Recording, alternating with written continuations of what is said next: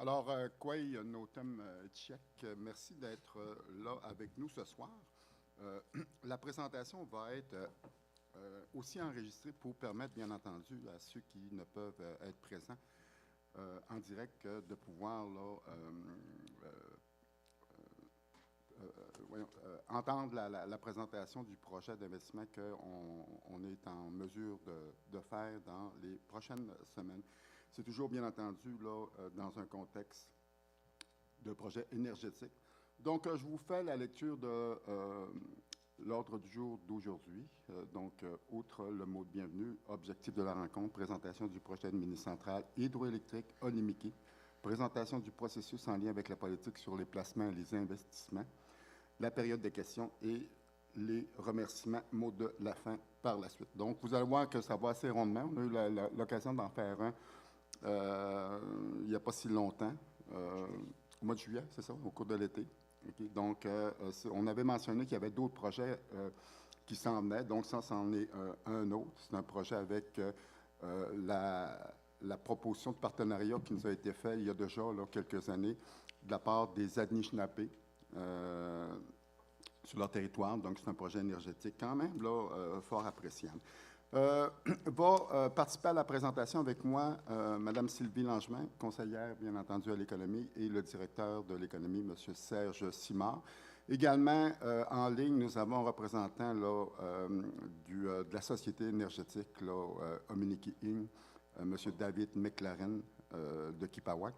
Donc, sans plus tarder, on va bien entendu vous faire la présentation d'un projet de centrale hydroélectrique communautaire au Témiscamingue. Donc, les partenaires qui sont autour de cette société, c'est la communauté de Kipawak, First Nation à 20 Wolf Lake, First Nation à 20 la MRC de Témiscamingue à 40 et notre Première Nation.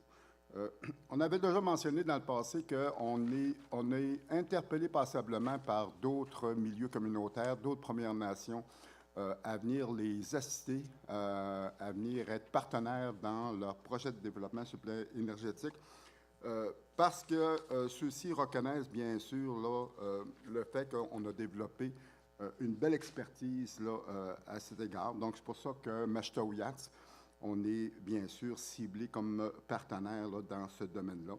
Donc, expérience qui est reconnue dans le modèle de l'énergie communautaire, expérience de partenariat entre Autochtones et les Allochtones. On a également là, une expérience technique au niveau des mini-centrales sur le plan hydroélectrique par l'entreprise de notre société Développement PEC. Ce qui est intéressant dans ce qu'on a développé, on s'est assuré là, que on couvre toutes les phases et les opérations là, de toute la sphère des mini-centrales. Hein. Donc, on est vraiment là, dans la phase préliminaire sur la conception des projets en fonction du potentiel, la consultation qui est faite avec le milieu. Après ça, la phase de construction et la phase d'opération. Donc, je pense que c'est quand même une approche là, circulaire qui est assurément là, tout à fait intéressant. On a développé des projets socialement acceptables. Ce qui fait notre marque, c'est sûr, c'est toute la partie de la communication, de la consultation avec le milieu. Je pense que ça nous permet de voir les préoccupations qui émanent du milieu et de concevoir des projets qui tiennent compte de ces éléments-là. Donc, ça fait en sorte qu'en bout de piste, c'est des projets qu'on pourrait qualifier là, de socialement acceptables. Pourquoi investir dans ces domaines-là? C'est clair que c'est des projets qui sont durables, qui amènent bien sûr là, un revenu garanti à long terme. Hein. C'est investir dans l'énergie, c'est probablement là, dans le marché aujourd'hui ce qu'il y a de plus sécure. Donc, c'est pour cette raison qu'on se permet, bien entendu, d'explorer là, différents partenariats qu'on nous propose. Puis je vous dirais qu'il y a d'autres propositions qui sont sur la table qu'on analyse présentement sérieusement et avec toute l'approche du gouvernement du Québec à ce moment-ci, là, dans sa stratégie énergétique pour les prochaines années, inévitablement, ça fait en sorte que ça donne des occasions d'affaires qu'on entend bien sûr sérieusement explorer, analyser pour faire en sorte qu'on puisse, là, comme on l'a démontré dans le passé, pouvoir générer des revenus autonomes. Donc, sans plus tarder, on pourrait vous présenter là, comment est-ce qu'on appelle ça? Une petite vidéo, effectivement, qui démontre un peu là, tout le processus qu'on a fait et les réalisations qu'on a fait là, dans le domaine là, de la construction de mini-centrales et les raisons qui nous incitent, bien entendu, là, à développer ce créneau-là et les retombées sur le plan local.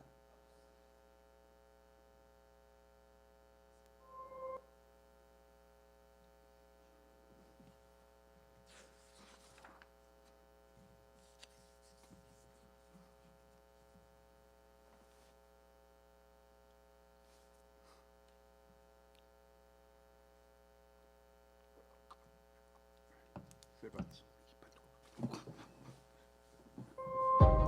Depuis des temps immémoriaux, les Pequagami-Ulnuts utilisent les rivières de leur territoire, Nitassinan, afin de se déplacer et d'y pratiquer Inuaitun, leur activité traditionnelle. Ces mêmes rivières possèdent une force et une énergie non négligeables. C'est pourquoi des entreprises comme Hydro-Québec et Alcan, à l'époque, ont construit d'importantes infrastructures hydroélectriques sur le territoire des Pequagami-Ulnuts. Au début des années 90, le conseil de bande de l'époque a décidé, lui aussi, d'utiliser cette forme de développement comme source de revenus afin de soutenir l'avancement et l'autonomie de la communauté. Il a créé Hydro-Inu, une société chargée d'analyser le potentiel des rivières sur le territoire ancestral et d'identifier les sites prometteurs pour des projets de petites centrales hydroélectriques. C'est ainsi qu'un site localisé sur la rivière Mistassini fut choisi afin de développer un premier projet, le projet Minashtuk, une centrale au fil de l'eau de 9,9 MW. Avec une mise en service en mai 2000, Mashtoweyats devenait ainsi la première communauté autochtone au Québec à détenir des droits sur une centrale hydroélectrique. Développée en partenariat avec Hydro-Québec, la centrale de Minashtuk appartient depuis 2015 à part entière à la communauté. Quelques années plus tard, lors d'échanges entre Mashtoweyats et les MRC voisines, soit celles du domaine du Roi et de Maria-Chapdelaine, est née une volonté commune de développer l'énergie renouvelable sur le territoire et d'en faire un outil de développement communautaire.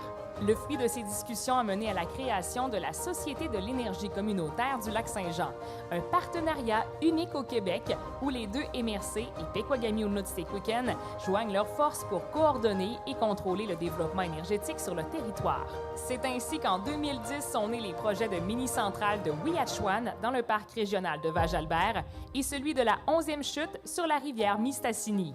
D'emblée, les partenaires municipaux ont adopté les préoccupations des Pequagami-Ulnuts concernant l'environnement naturel et humain. Les deux projets sont une réussite au point de vue consultation et intégration dans le milieu. Par l'entremise de sociétés qui lui appartiennent, Mashtoweyats fournit le support technique et administratif pour le développement, la construction et l'opération de mini-centrales aux partenaires communautaires. Ce concept s'est élargi avec le temps et on a vu apparaître ce qu'on appelle la filière énergie de Mashtoweyats. Cette filière comprend une société en commandite, Groupe PEC, qui assure pour Pequagami-Ulnuts-Tequitquen la recherche d'opportunités énergétiques au Québec et ailleurs, ainsi qu'une corporation sans but lucratif, Développement PEC, qui fournit à coût réduit le support technique et administratif. D'ailleurs, cette filière énergie a mené à l'achat d'une mini-centrale existante de 4,9 MW en 2019 et continue d'explorer d'éventuels partenariats énergétiques communautaires. La filière suit également le développement éolien qui est en croissance actuellement et entend bien augmenter l'implication de Mashtoweyats dans cette nouvelle voie. D'ailleurs, Pequagami-Ulnuts-Tequitquen est présent dans un partenariat entre la nation Innu et Boralex pour le projet éolien Apuit et détient également une participation dans le projet éolien Rivière-du-Moulin qui est en opération depuis 2015. À travers tous les projets dans lesquels elle est impliquée, la filière énergie est toujours soucieuse de l'image de la Première Nation des Pequagami-Ulnuts et des préoccupations que celle-ci accorde à l'environnement. Les retombées socio-économiques pour la communauté de cette filière énergie sont importantes et assurent de bonifier les fonds autonomes de la communauté pour de nombreuses années. Ces apports financiers permettent à Pequagami-Ulnuts-Tequitquen de mettre en place divers programmes au niveau de la culture, de l'économie, du développement social, des infrastructures et de la gouvernance. La filière énergie de Mashtoweyats permet au Pequagami-Unuts de se développer économiquement et socialement, en plus d'assurer des retombées financières pour les générations futures. La filière énergie de Mashtoweyats, un modèle prometteur et sécurisant pour le futur.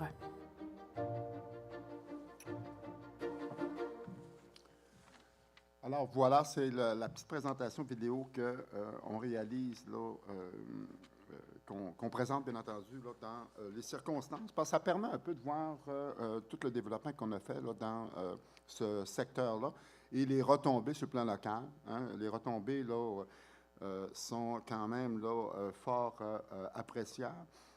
Dans nos derniers états financiers, juste les deux projets, là, celui de Ouiachiouane et de la 11e chute, à eux seuls génèrent là, quelque chose comme, Serge... Au net, ça génère près de un peu plus que 3 millions. C'est ça. Donc, c'est intéressant, là, bien entendu, là, en termes de retombées. Bon, pour la suite, je vais passer la parole justement à Serge là, pour nous présenter un petit peu là, le projet en tant que tel, à quoi ça ressemble. M. Nishkomiten, Uchima Dominique, toujours très intéressant de prendre la parole après le chef. Et après une si belle présentation vidéo, je vais tenter d'être tout aussi intéressant. Je tiens à souligner, là, parmi les gens là, qui sont avec nous là, en mode virtuel, la présence de M. Daniel Dufault, représentant de la MRC du Témiscamingue, qui siège également là, sur le conseil d'administration. Donc, salutations à vous, M. Dufault. L'énergie communautaire, c'est quoi?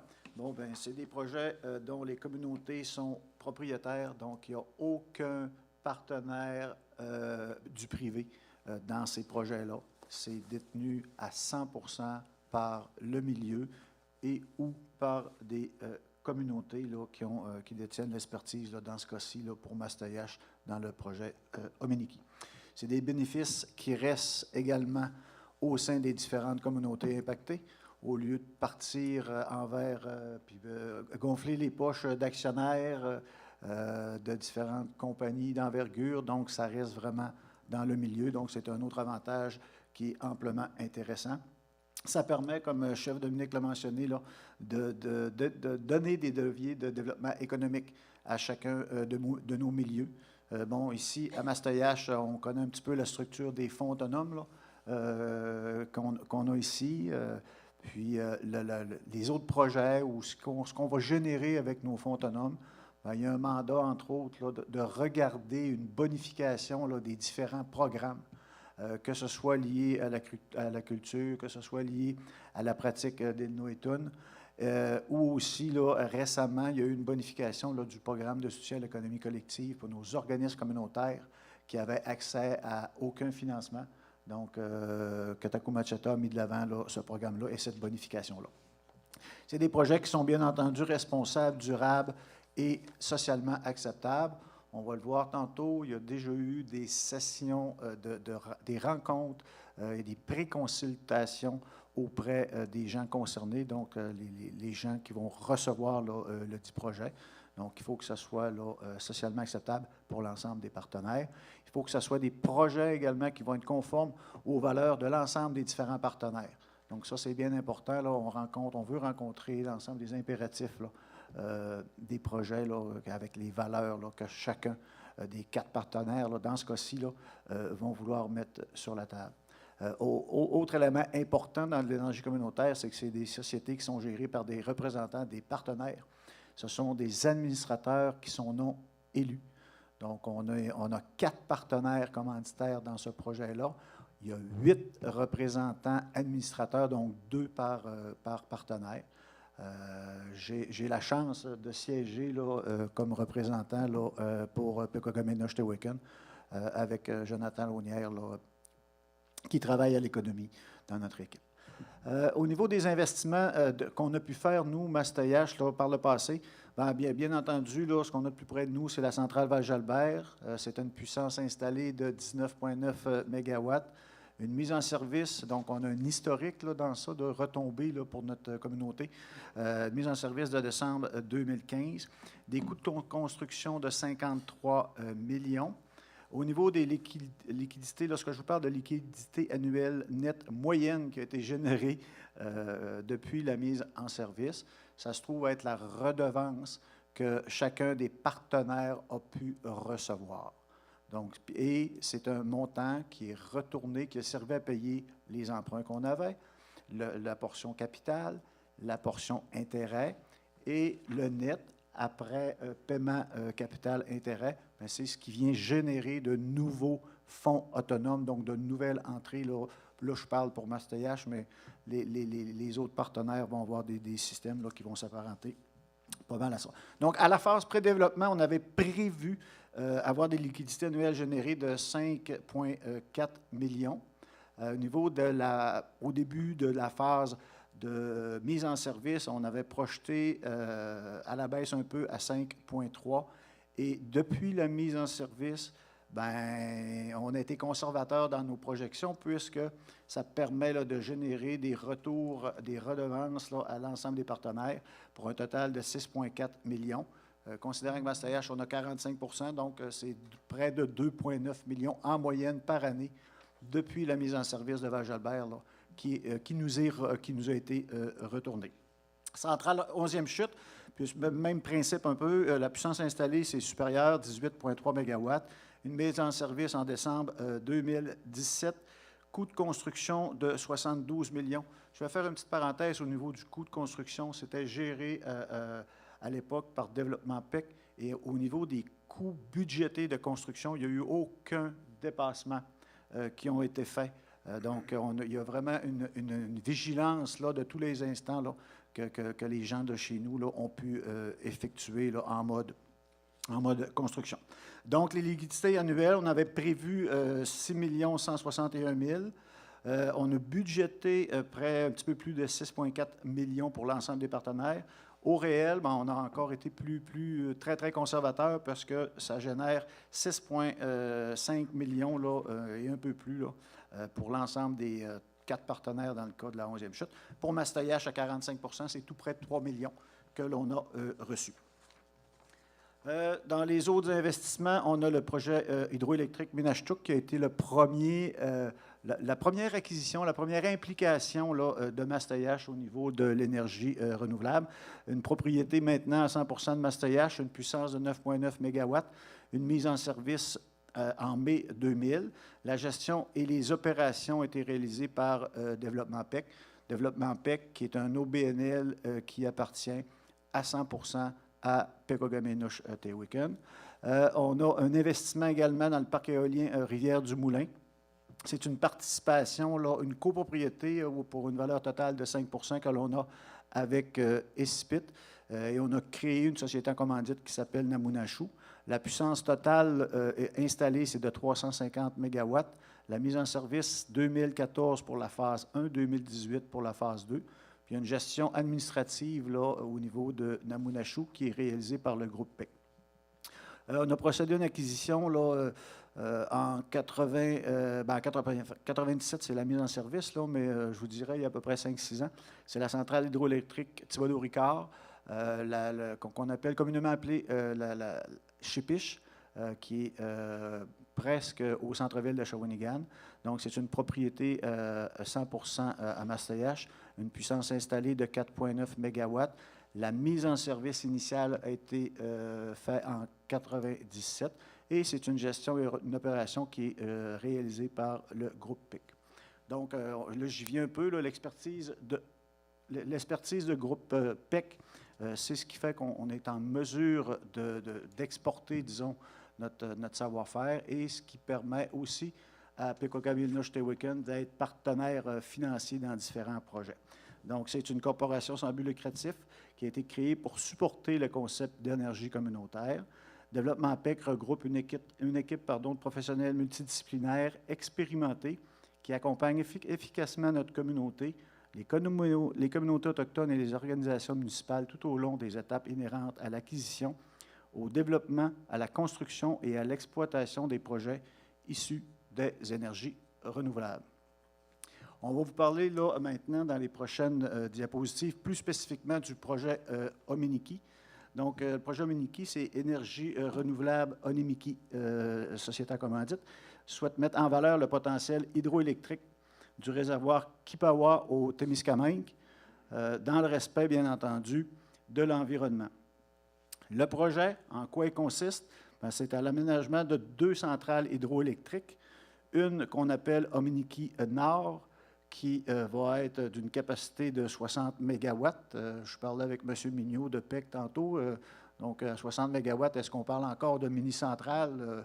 Le débat est lancé, là, puis où commencent les mini-centrales et où terminent et où deviennent des centrales hydroélectriques. Donc, et fin de la parenthèse, Ominiki Sud, qui est d'une capacité de 7 MW. Le projet a été développé en tenant compte des rétroactions exprimées lors des consultations précédentes. Projet Ominiki, encore en bref, c'est quoi? C'est, comme je viens de l'expliquer, 2 centrales hydroélectriques. C'est 67 MW de puissance totale. À ce moment-ci, c'est évalué sur des projets comparables. Donc, c'est un estimatif, mais on croit que le coût d'investissement total serait de 475 millions pour l'ensemble des partenaires. Il y a une date prévue de début des travaux en 2026. Et pour une année prévue en 2028, là, le début là, de la mise en service et la période à laquelle les partenaires vont percevoir dès les premières années des retours sur investissement. Au niveau du potentiel à valoriser, c'est le réservoir Kipawa qui fait partie du bassin versant de la rivière des Outaouais. Il est l'un des premiers réservoirs à avoir été aménagé entre 1911 et 1914 afin d'augmenter les débits d'étiage en période de sécheresse et aider à réduire les inondations. Il sert entre autres de réserve d'eau pour alimenter les centrales hydroélectriques en aval de la rivière des Outaouais. Le réservoir a aussi permis la production d'électricité à la centrale Kipawa à Témiscamingue entre les années 1918 et 1974 et a servi également là, à la drave du bois. C'est une puissance, et ça, Hydro-Québec est à la recherche de ça. C'est ce qui fait que notre projet a un beau potentiel pour Hydro-Québec. C'est une puissance qui garantit en période de pointe, donc période de pointe hivernale, grâce à la vidange du réservoir Kipawa. Donc, même en période hivernale, en période de forte consommation hydroélectrique par les populations, on est en mesure de fournir de l'électricité à Hydro-Québec. C'est un cadre commercial avec Hydro-Québec plutôt qu'un appel d'offres conventionnel, et c'est ce qui assure la rentabilité du projet. Dans la prochaine diapositive, c'est le cadre directeur qui a été lancé par Hydro-Québec pour des projets, que l'on dit, communautaires. Au niveau des critères d'admissibilité, c'est en vertu de ce cadre, l'entreprise est disposée, suivant des négociations entre les parties, à acheter l'électricité produite par de nouvelles centrales hydroélectriques de 50 MW et moins, qui répondent aux critères suivants.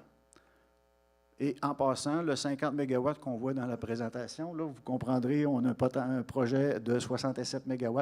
Il a été rehaussé par Hydro-Québec et on s'est validé lorsqu'on a modifié la puissance totale là, du projet. Donc, il faut que le projet réponde aux critères suivants. C'est que la centrale a été construite dans le cadre d'un projet élaboré en partenariat par des communautés autochtones et des collectivités non autochtones. Bien entendu, c'est le cas. Il faut que la propriété et le contrôle du projet doivent être communautaires à 100% également. Lorsqu'on répond à ces 2 critères d'admissibilité-là, il y a une condition contractuelle de base. Donc, pour se lancer, dire qu'on a un bon projet, bien, ce qui est important, c'est d'avoir et de convenir d'un contrat d'achat d'électricité avec Hydro-Québec. C'est lui l'acheteur, c'est lui le client.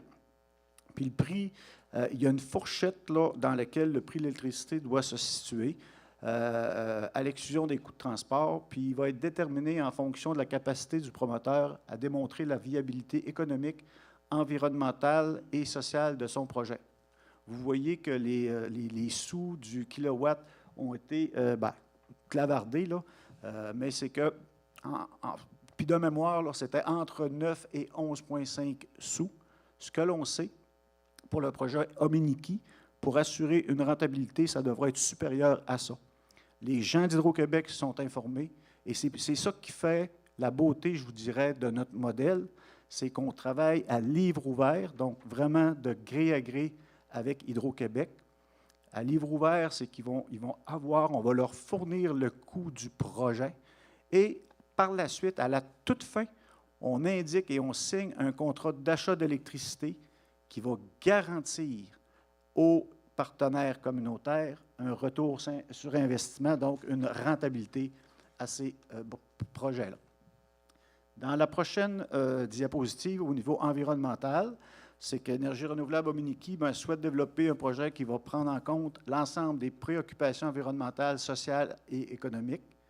Tous les aspects environnementaux seront bien documentés afin de rédiger l'étude d'impact sur l'environnement.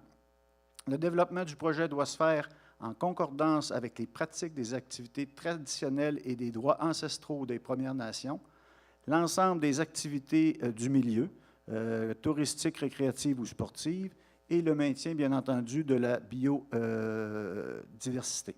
Quelques exemples de sujets qui vont être étudiés, c'est les impacts au niveau de la rivière Kipawa, puis c'est tout à fait normal. Je vous dirais qu'on a eu un peu les mêmes préoccupations qui nous avaient été soulevées là, à l'époque du projet de mini-centrale sur la Ouiachiouane, donc le projet Val-Jalbert. Donc, c'est une préoccupation qui est tout à fait là, légitime là, de la part du milieu. Il y a une concordance du projet aussi avec les activités du Parc national de Pemmican. Je ne sais pas s'il y a des gens qui ont pris le reportage de la Semaine verte, mais on a déjà modulé notre projet là, suite au reportage. C'est qu'il y avait une portion de conduite d'amenée, d'eau vers la centrale qui passait sous le Parc national de Pemmican. Puis ça avait soulevé là, certaines préoccupations. Donc, ce qu'on a fait, on est au stade des analyses là, préliminaires et de l'ingénierie préliminaire, c'est qu'on a tout simplement contourné ce secteur-là pour venir là, justement répondre là, aux préoccupations des gens. Donc, c'est un des exemples là, que l'exercice de préconsultation citoyenne là, peut nous faire, peut nous donner. Il y a des enjeux également au niveau de la qualité de l'eau, au niveau de la faune, de la flore, de l'émission des gaz à effet de serre, le milieu humain et l'ensemble des impacts des changements climatiques. Et tous les éléments que je vous parle, ça va être différents chapitres dans l'étude, lors du dépôt de l'étude environnementale du projet là, qui va se faire là, dans les prochaines semaines, voire prochains mois. Au niveau de la préconsultation citoyenne, l'objectif dans ça, puis c'est déjà commencé, c'est de permettre à la communauté d'accueil de mieux comprendre le projet, c'est de répondre aux préoccupations pour minimiser l'ensemble des impacts. Le petit exemple que je vous ai donné tantôt, je pense que c'est non négligeable, c'est tout à l'honneur des gens du milieu là, d'avoir apporté ces modifications-là. C'est d'intégrer aussi les connaissances du milieu, de maximiser les retombées et de bonifier le concept du projet et intégrer, le cas échéant, directement ces modifications à l'étude d'impact. Donc, nous, on propose un projet, on bâtit un projet, on réalise les études nécessaires, mais en même temps et en parallèle de tout ça, on est à l'écoute de la population ou du milieu récepteur qui peut soulever différentes préoccupations. Au niveau des activités de préconsultation citoyenne qui a eu lieu, il y a eu une porte ouverte qui s'est faite en novembre 2022. Il y a eu un premier dépôt d'avis de projet au ministère de l'Environnement en mai 2023. Je vais vous expliquer le pourquoi tantôt. Présentation du nouveau concept pour tenir compte des enjeux identifiés. Kebaweg First Nation, une rencontre le 19 mars 2024.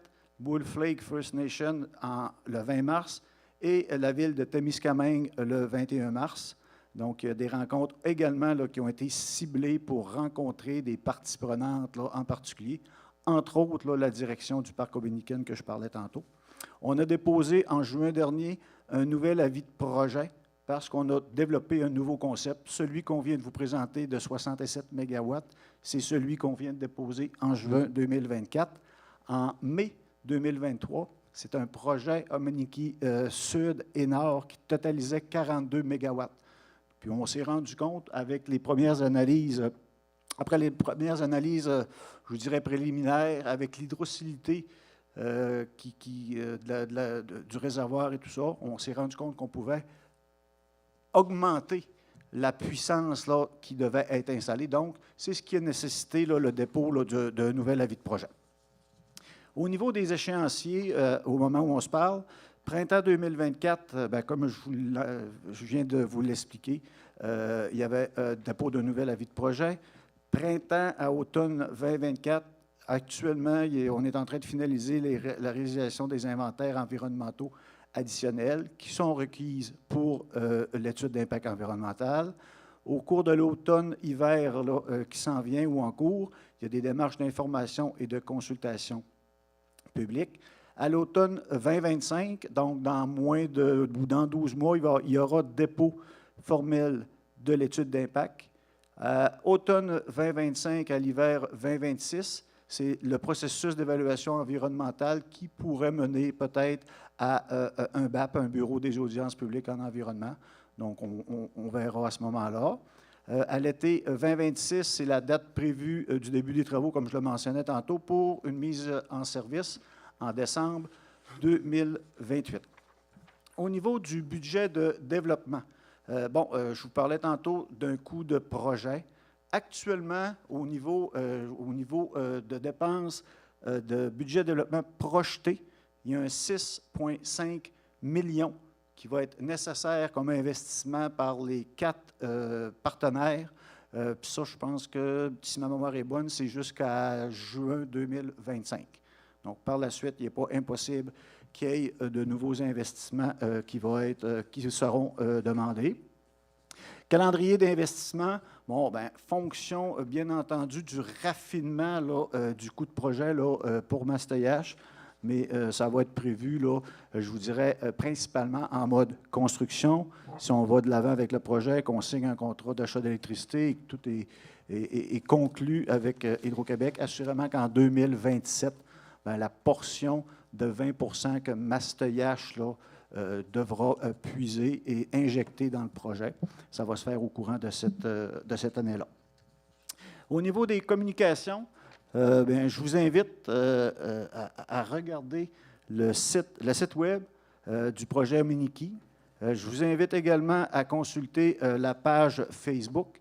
Si vous voulez avoir de l'information sur l'état d'avancement du projet, il y a une publication d'infolette. Donc, vous avez les coordonnées pour être en mesure d'aller prendre connaissance des infolettes déjà publiées et de vous inscrire aussi pour les recevoir systématiquement. Bien entendu, il y a une adresse de courriel, il y a un téléphone. Vous voyez, là, pour les gens de Mastoyache, ça commence par un 275. C'est au bureau de développement PEC là, qui sont là pour répondre là, à l'ensemble des préoccupations.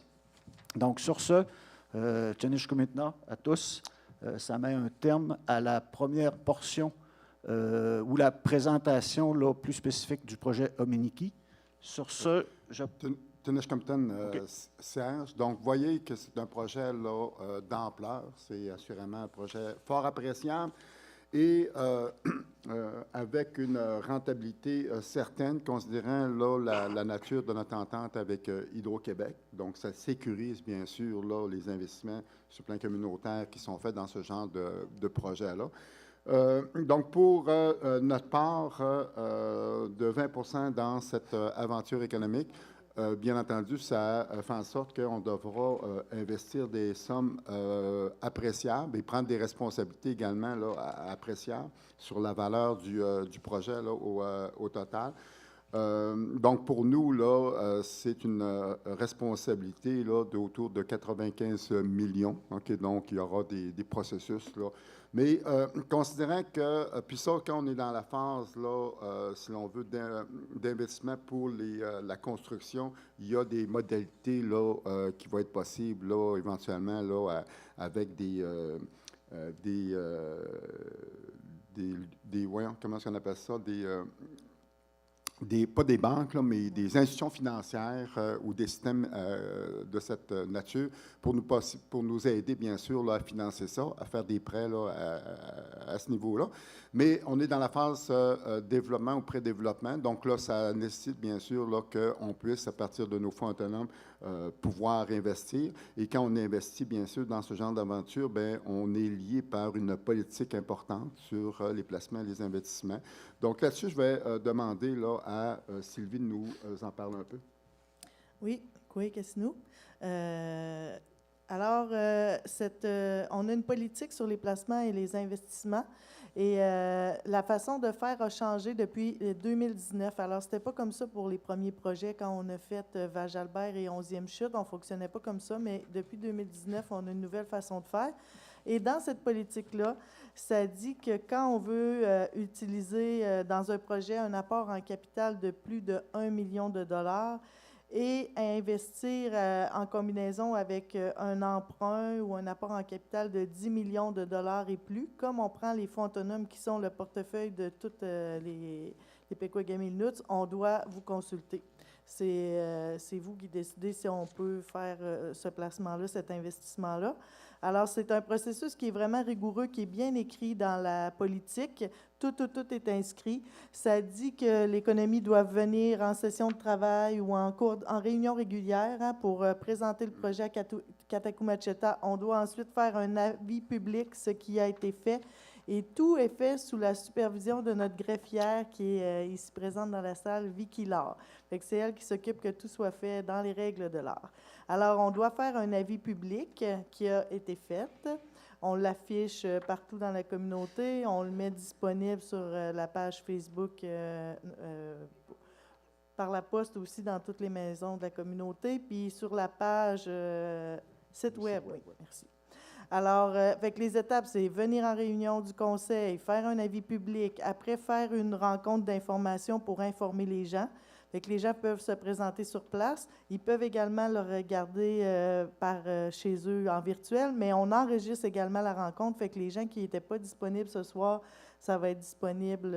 Ils vont pouvoir la regarder aussi. Et ensuite, sur l'avis public, les dates du registre doivent être inscrites là-dessus. Alors, les dates, c'est les 22 et 23 novembre prochains. C'est là que le registre va être ouvert.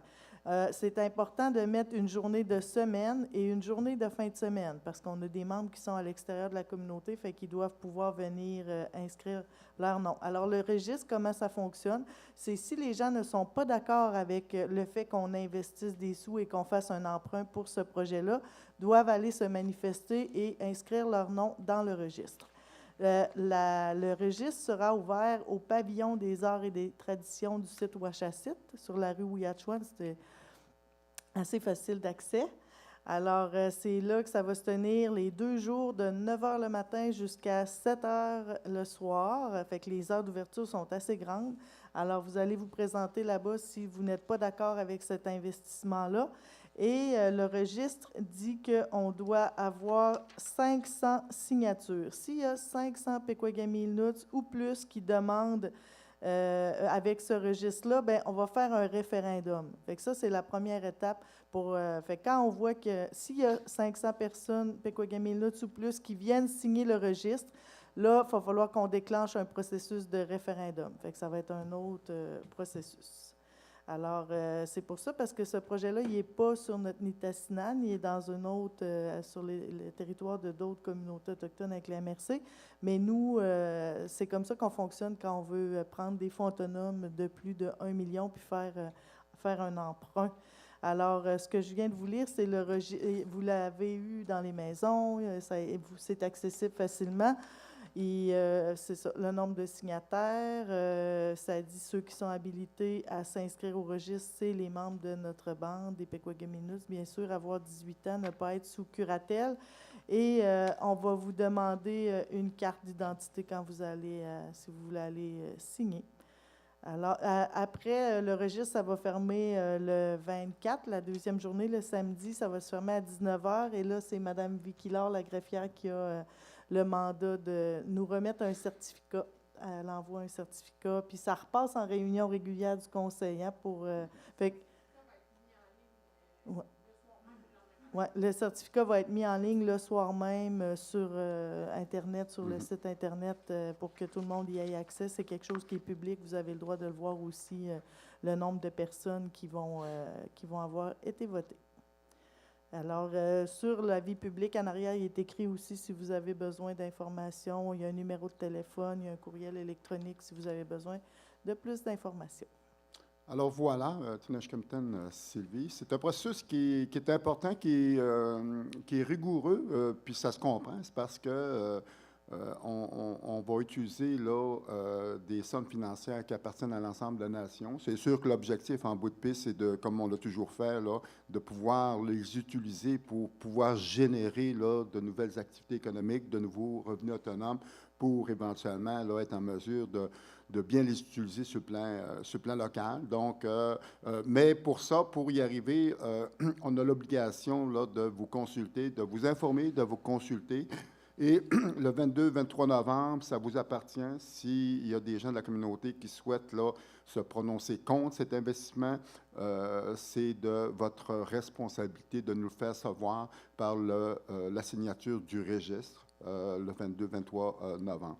Donc, c'était la présentation qu'on a voulu vous faire là, ce soir. Peut-être, là, on va terminer là, dans les prochaines minutes avec une période de questions, mais juste avant, je vous propose peut-être là, de servir un bon café. Ça vous permettre là, de préparer vos questions si vous en avez et on va tenter d'y répondre du mieux qu'on peut. Alors, on prend peut-être un petit 5 minutes, un petit café. Merci.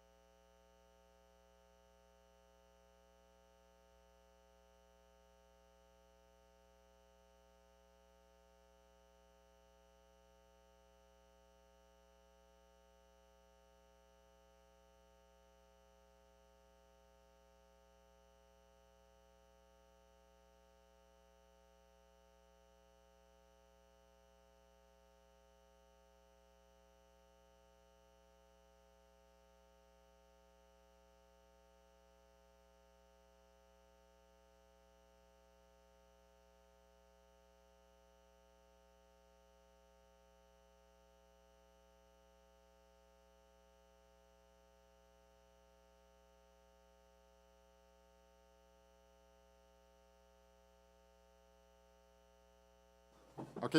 Alors, on pourrait reprendre. Juste avant de passer à la période de questions, si vous en avez, ou d'échanges, je demanderais peut-être à M. McLaren, qui est président de la société énergétique qu'on a créée, de nous adresser peut-être la parole pour un peu avoir ou entendre le point de vue, bien entendu, des gens qui habitent cette partie de territoire, puis ce pourquoi ils sont convaincus également qu'il y a là un projet structurant intéressant pour le milieu du Témiscamingue. Quoi? Merci, chef Dominique. Est-ce que vous m'entendez? Oui, très bien. Merci beaucoup.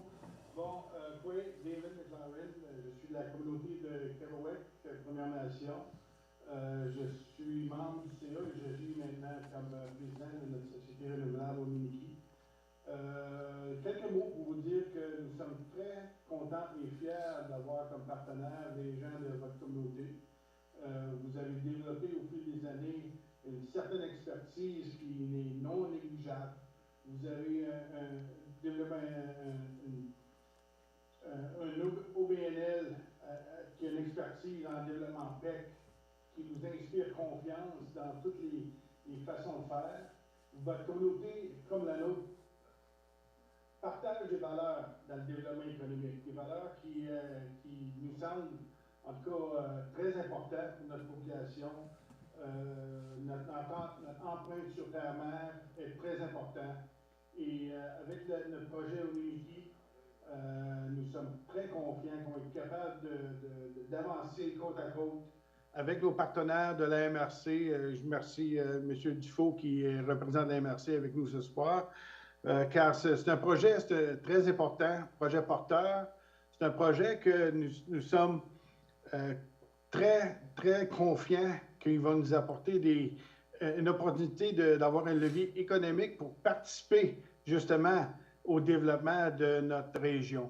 Bien des années, on a vu le développement se faire alentour de nous et sans nous. Je pense qu'on est rendu au point où est-ce que les Anishinabés du Témiscamingue ont besoin aussi de leur part, de leur chance de participer justement au développement économique avec justement notre territoire, les ressources de notre territoire. Donc, je vous remercie pour l'invitation de votre écoute. Vous avez un beau procédé et j'espère qu'on va faire encore bien des projets ensemble.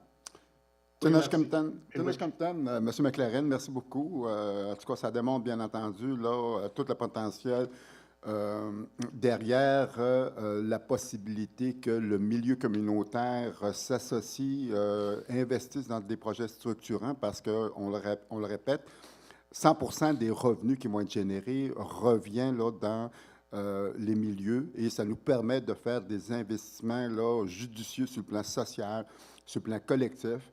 Ce qu'on ne pourrait pas faire si ce serait, bien entendu, des grands investisseurs qui bénéficieraient de cette opportunité-là.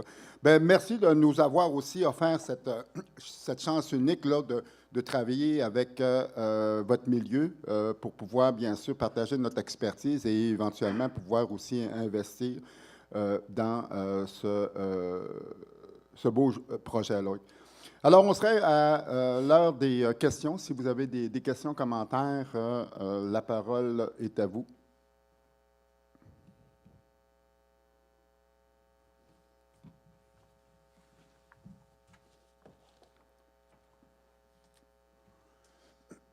Oui. Oui. Madeleine Boily. C'est sûr que c'est complexe à comprendre, tout ça. OK, j'avais pas eu les autres rencontres, c'est ça, j'avais pas eu la chance de venir. Et puis, ça me questionne toujours beaucoup, ça. Ce que je comprends ce soir, c'est dans le fond, pour nous aviser que vous voulez investir. Ouais. Moi, si vous voulez investir, je vous fais confiance, là, c'est sur toute l'étude que vous avez faite, mais sur ce que je m'inquiète, c'est tous ces projets-là qui sont faits. À mon avis, moi, c'est de la destruction de l'environnement, puis je n'ai déjà parlé d'ailleurs, puis j'aime pas ça, ces projets-là. Un jour, la nature va se choquer contre nous, et puis on fait des barrages partout. C'est sûr que ça rapporte des dividendes, mais est-ce que ça vaut la peine, tout ça, de détruire l'environnement puis tous les impacts que ça a, même si on fait des études sur l'environnement, sur la biodiversité, sur la flore, c'est ça, la faune. Je pense qu'on ne fait pas toutes les études nécessaires. Puis il y a bien des choses qui nous échappent. En tout cas, c'est mon questionnement, là. Mais je vous fais confiance pour l'investissement, par exemple, là. Excellent, merci.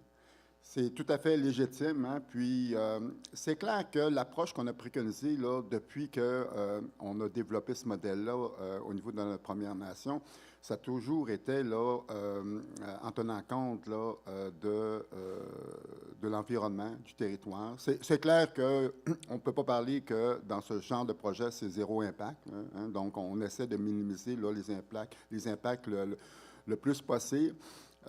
Donc, en considérant, bien entendu, l'acceptabilité sociale, parce qu'on convient que développer ce genre de projet-là dans un milieu où les gens ne seraient pas favorables, regardez, là, il n'y a pas un leader politique qui va aller de l'avant là-dessus. Donc, là, c'est sur le territoire des Anishinabés. Je pense qu'ils ont un processus rigoureux là, de consultation pour aller valider le point de vue de leurs citoyens, des membres des Premières Nations. Et jusqu'à maintenant, là, il y a un cheminement relativement positif, malgré, comme Serge l'a mentionné tout à l'heure, quelques enjeux qui sont à être regardés et évalués. Dans le passé, nous, on a développé des projets structurants de ce genre-là. C'est sûr qu'il n'y a rien de comparable là, avec des projets là, de barrages d'envergure que l'on connaît, là, qui sont orchestrés par Hydro-Québec. Donc, les impacts sont relativement moins d'envergure. On profite bien sûr là, du potentiel là, de l'eau pour générer cette activité économique. Donc, je prends l'exemple là, de notre centrale au fil de l'eau sur la rivière Mississippi, où on ne va pas au-delà du... Comment est-ce qu'on appelle ça? C'est une centrale au fil de l'eau. C'est ça. Donc, puis on ne va pas au-dessus de la crue des eaux au printemps. Okay? Donc, on essaie de... Mais on ne peut pas dire que c'est zéro impact là, environnemental. Il n'y a pas ce genre de projet là, à ce moment-ci. Mais on est conscient qu'il y a toute cette particularité. Pour nous, c'est important aussi de considérer ça. C'est pour ça qu'on mise beaucoup sur l'acceptabilité sociale. Puis, on s'assure d'être à l'écoute parce que notre force, c'est vraiment au niveau de la consultation. On s'assure de bien saisir les enjeux des citoyens pour tenter de voir comment est-ce qu'on peut répondre à ces préoccupations dans la conception ou le développement de notre projet. C'est plus de cette façon-là qu'on le travaille. Mais il y a un enjeu, effectivement, là, environnemental qui n'est pas là, à négliger. Donc, c'est important. Mais en même temps, on pense être en mesure de quand même, là, comme M. McLaren l'a mentionné, d'utiliser malgré tout ça, les ressources de la Terre de façon responsable, de façon consciencieuse, pour générer, bien sûr, là, des retombées positives là, qui sont bénéfiques à l'ensemble de notre collectivité. D'autres questions? D'autres commentaires? Goyalis.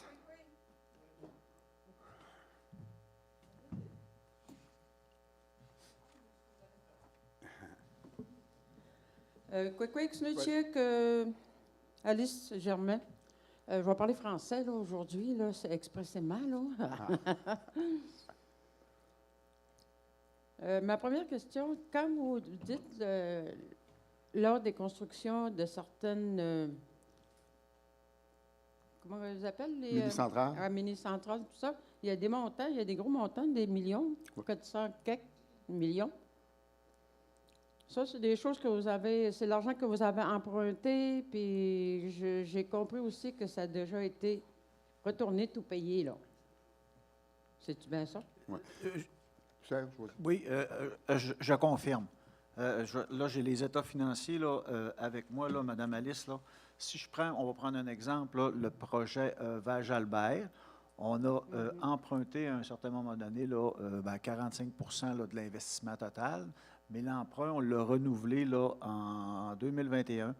Puis, c'est un emprunt qui a un solde de 17,2 millions à peu près. Ça, c'est les états financiers, là, page 23. Les revenus que l'on perçoit, quand je parlais de liquidité nette tantôt du projet, c'est que l'on reçoit pour Val-Jalbert, j'ai à peu près 3 millions, mais je vais aller voir exactement. L'ensemble du projet génère des liquidités nettes pour l'ensemble des partenaires. Val-Jalbert, on est 4 partenaires avec la municipalité de Chambord de 6,4 millions. Masteuillache, nous, sur ce 6,4 millions-là, on a 45 millions. Donc, il y a un montant qui nous est... 45 oui. Merci, petit lapsus, là. 45 de participation. Donc, on perçoit 2,9 millions. Avec ce 2,9 millions-là, on rembourse notre emprunt, le capital, ainsi que les intérêts, et il reste au net, donc un accroissement de nos revenus autonomes d'à peu près 1,5 million bon an, mal an. C'est ça, là, le montant qu'on se trouve à recevoir. Ça, c'est l'exemple de Val-Jalbert. Je pourrais faire le même exemple avec la 11e chute. C'est un copier-coller avec des montants qui sont différents, vous comprendrez. Puis tous les autres projets d'implication de Masteuillache qu'on a présentés tantôt, l'ensemble, 100 de ces projets-là génèrent des revenus autonomes nets là, qui accroissent nos fonds autonomes. OK. Mais dans le projet que l'on parle, on n'est pas rendu encore à la partie de prêt. Là. Okay? On n'a pas fait de prêt encore. Là, on prend notre portefeuille collectif pour... on pourrait l'emprunter, mais c'est plus favorable d'utiliser notre portefeuille parce qu'après ça, le rendement va être beaucoup meilleur là, à ce moment-ci. OK. Du départ d'un projet, là, puis jusqu'au les débuts du rendement qu'on reçoit, ça peut prendre combien d'années, mettons, à peu près, là, en général? Là? Bien, je vous dirais que les premiers balbutiements du projet là, Onimiki, c'est, si ma mémoire est bonne, la préfète, entre autres, de la MRC du Témiscamingue qui avait fait une visite. Il y a une délégation là, des élus du Témiscamingue qui était venue avec des représentants des deux Premières Nations Anishinaabe, j'ai en mémoire en 2019. Donc, on a commencé à parler, là, les premiers balbutiements du projet. On a convenu d'un partenariat en bonne et due forme en 2022. Donc, 2022, je parlais d'une date approximative de mise en service en 2028. Donc, facilement, on peut parler d'entre 5 à 10 ans d'échanges, de discussions. Mais formellement, à partir du travail là, qui est plus, je vous dirais, on a travaillé depuis l'été 2023 à vraiment développer le projet. Donc, 2023, mise en service 2025, là, on est à peu près à 5 années. C'est à peu près ça. Je pense que c'est autour de 7 ans, 8 ans, je pense que ça a pris là, dans Val-Jalbert et la 11e chute, là, à partir du moment où on a développé là, ensemble nos projets avec nos partenaires jusqu'à ce que la première année d'opération, à partir du moment où ça génère. C'est à peu près ça, 7 à 8 ans. C'est bon. Puis là, on a combien là, déjà là, de projets de ces choses-là? Bien, présentement, on travaille là, 2 projets là, à l'extérieur de notre territoire traditionnel. Il y a celui-là. Concrètement, là, il y a celui-là, il y a l'autre sur la rivière Batiscan. C'est celui-là qu'on a... Le réservoir du lac Taureau. C'est le lac Taureau, excusez, avec la communauté de Manawan. Oui, et donc, on en a 2. On a d'autres projets également qu'on explore, notamment sur la rivière Batiscan, avec la communauté de Wemontashi. Et on va explorer d'autres scénarios également là, dans le futur, même des scénarios d'acquisition aussi là, sur l'ensemble du territoire. Il y a d'autres communautés qui sont en exploration pour développer des projets. Donc, on a été interpellés également, mais c'est vraiment là, embryonnaire pour le moment. Donc, il y a une dynamique intéressante là, sur le plan du Québec qui fait en sorte que l'expertise qu'on a développée, puis on l'a dit, hein, les paramètres d'Hydro-Québec, il faut que ce soit 100% communautaire. Donc, c'est sûr que nous, on a développé cette expertise-là, puis c'est 100% communautaire. Donc, on a une longueur d'avance là, qu'on veut développer ce genre de projet-là. Puis, c'est des projets qui ne sont pas nécessairement là, faciles. Donc, avoir là, une expertise comme on la détient, ça nous permet de pouvoir là, accompagner des milieux communautaires. Là. C'est intéressant, honnêtement. OK. Puis si je comprends là aussi, là, les autres nations, je veux dire, autochtones sont ouverts à ça, à ces projets-là. Oui. Nous, on ne veut pas tomber dans le piège, par exemple, d'offrir une boîte de consultants comme le privé le fait. Nous, on n'est pas dans cette dynamique-là. On y va parce qu'on veut faire partie de l'aventure économique, puis notre société, là, Développement APEX, c'est un organisme sans but lucratif, hein, donc il n'est pas là pour faire de l'argent. Là. Puis c'est pas ça l'objectif. Il est là pour nous accompagner à faire des investissements judicieux en partenariat avec d'autres milieux qui souhaitent s'aventurer dans ce volet-là. Puis oui, les autres Premières Nations, là, on a vu là, la démonstration avec les deux communautés Anishinaabeg, les deux communautés là, à Atikamekw également. Il y a d'autres projets là, en réflexion chez d'autres nations également. On nous interpelle pour voir si on est intéressé là, à les accompagner là-dessus. Fait que c'est vraiment là, une belle relation qu'on a présentement. OK. Moi, c'est la première. Je ne sais pas s'il y a d'autres rencontres là, de ce genre-là dans la communauté. Là. Moi, c'est la première fois. Là. Oui, c'est la première fois pour vous aussi, pour tout ben, le monde? pour le non? projet Animiki, c'est la première fois. Okay. L'autre, on a présenté le projet là, avec la communauté de Manawan puis la MRC là, du secteur au lac Taureau. C'est ça? Hein? Oui, c'est la MRC de la Matawini. OK, c'est ça. Donc, c'est notre deuxième présentation en vertu de nos encadrements là, que Sylvie a mentionné tout à l'heure, où on a l'obligation là, de présenter, bien entendu, notre projet d'investissement à notre population, parce que la population a la possibilité de dire non en signant un registre. Compte. Oui. Je voudrais ajouter à la deuxième diapositive, mais moi, je suis vraiment fière, puis je le ramène toujours.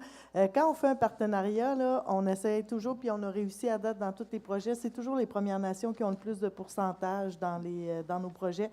Fait que dans ce projet-là, on est 3 Premières Nations, puis c'est 20-20-20. Fait que c'est détenu à 60% par les Premières Nations. Puis il y a aussi que c'est la deuxième fois qu'on fait une rencontre comme ça, mais on essaie de toujours vous tenir au courant de ces projets-là parce que il y a des déboursés à faire. Fait qu'à toutes les fois qu'on fait un déboursé, ça passe à la table du conseil. Ça va être dans le petit dépliant du conseil, dans nos décisions. Puis en session d'information, quand on vient vous faire part des décisions, là, bien, c'est moi, je le ramène toujours. À chaque fois qu'on a déboursé pour Onimiki, puis pour Matawak, on vous le dit tout le temps qu'on a fait des déboursés. Fait qu'on en parle quand même souvent de ces projets-là, mais j'avoue que c'est quand même complexe, puis c'est pas des sujets super faciles. Mais on essaie tout le temps de vous tenir au courant.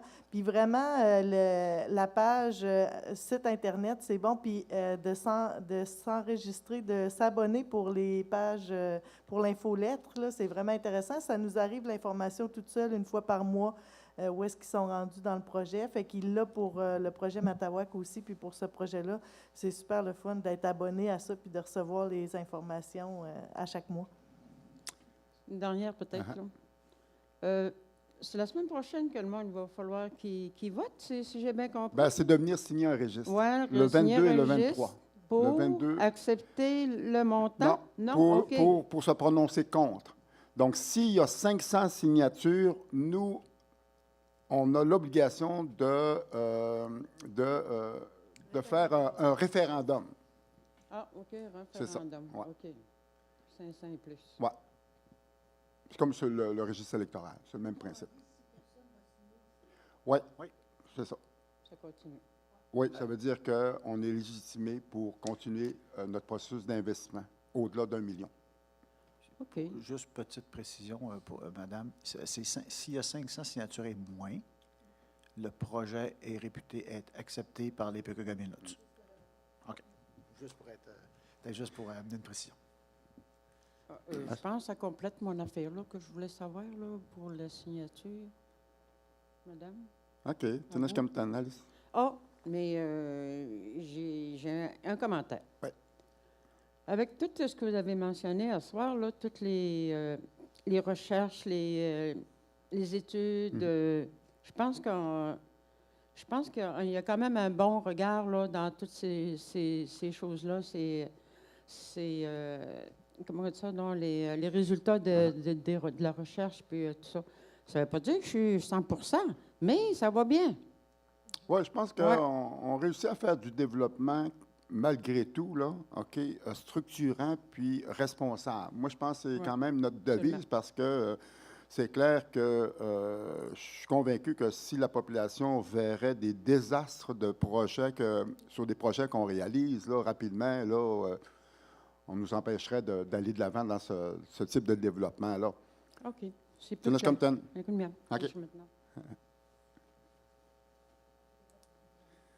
Si je peux me permettre d'ajouter un sentiment que je ressens, c'est que j'ai mal pour le territoire, j'ai mal pour la planète de tout ce qui se fait.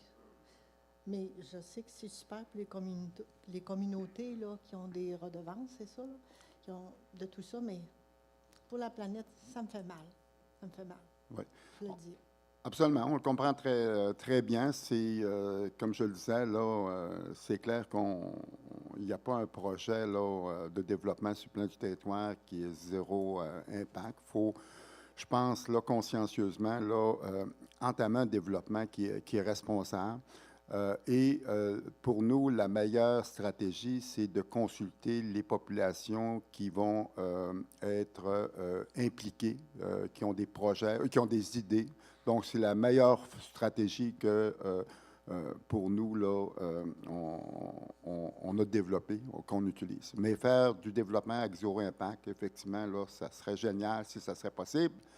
Mais ça ne l'est pas. Donc, pour nous, on se donne le défi de s'assurer que le développement soit développé avec beaucoup de rigueur, respectueux, bien entendu, là, du territoire, de l'environnement, mais également des citoyens qui y vivent. Là-dessus, s'il n'y a pas d'autres questions, commentaires, je voudrais bien sûr vous remercier